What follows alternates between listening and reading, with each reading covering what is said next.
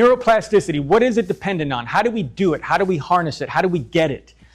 It is dependent on use, right? You've heard if you don't use it, you lose it, right? Use. It's so super simple.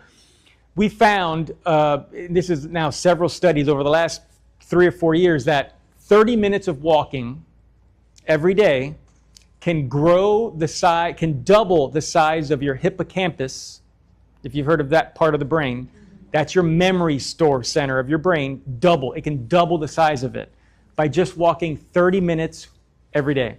And I'm not talking about hard killing yourself, just a moderate paced walk. He was talking about singing or reading out loud or, doing things that challenge your brain, right? We've heard of crossword puzzles, mazes, Sudoku, or doing all that kind of thing.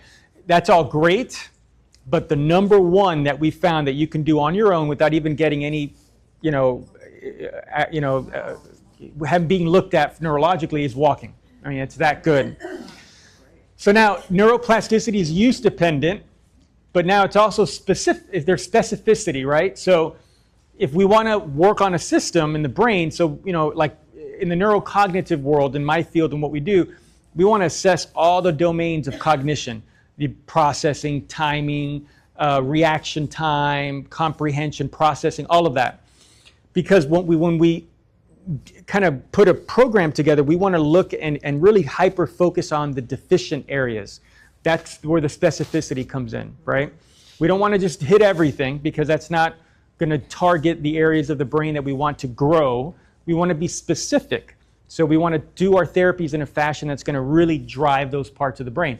And then there's repetition. So now we have use, we got to be active and do it.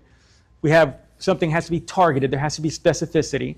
And then there has to be repetition and intensity, okay? Guess how many repetitions of something we kind of need to do to really make a change in the neurology?